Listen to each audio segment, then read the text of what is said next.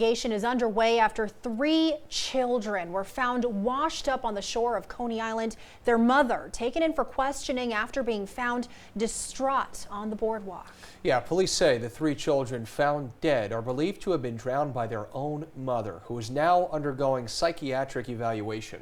And in the wake of this tragedy, we want to discuss dealing with the mental health crisis and the warning signs that we need to look out for. So joining us now is Dr. Lance Winslow, a psychologist with New York City Health Hospitals, Kings County. Dr. Winslow, thank you so much for being here with us today. Sure, thank you for having me. So Dr. Winslow, as I'm sure you've heard by now about the tragic details of the story, we're looking to get your professional opinion on a couple of things. And we'd like to start out with, what are some of the signs of a mental health crisis, and when should you notify someone about it? Right. So there are multiple signs that occur in mental health crisis. Some of them may be just a simple change of behavior from the ordinary. Someone who might be outgoing, maybe more reclusive, staying to themselves, isolating. Someone who may go to work, may stop attending work, an increase in substance abuse, or just an overall change of behavior. Families typically know their family members the best, so that might be the first sign in terms of reaching out for help. And Dr. Winslow, once you start to see those signs, who should be called in the event someone might be in danger, a relative, and when do you call the authorities? Right. So there are multiple outlets in terms of reaching out for help. A lot of the time people are already engaged in services.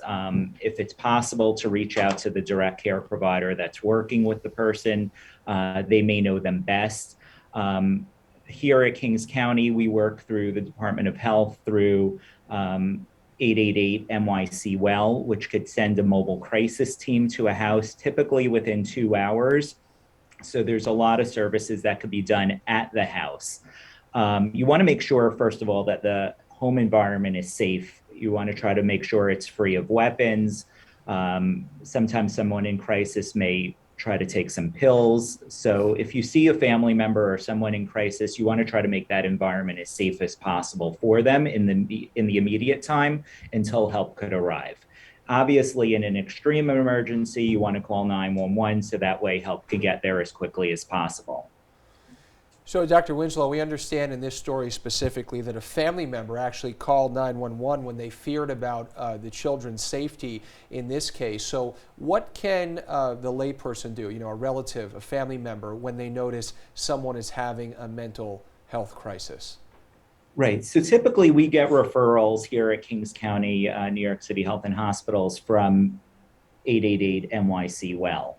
So a family member typically reports a crisis or something that's going on of concern in terms of the mental health aspects to the city hotline. And then the hotline sends out a local mobile crisis team to the home to assess.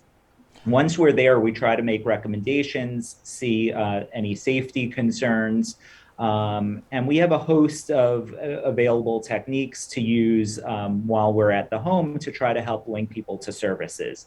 Obviously, we want to try to keep people at home as best as possible. So we could refer them to an outpatient clinic, a substance abuse program, a partial hospitalization program. In extreme emergencies, we could help get them to a local hospital or CPEP, which is a psychiatric emergency room, for further evaluation in those circumstances of immediate danger that we find. Dr. Lance Winslow, thank you so much for being here with us today. He's a psychologist with New York City Health Hospitals, Kings County. Thank you for your time today.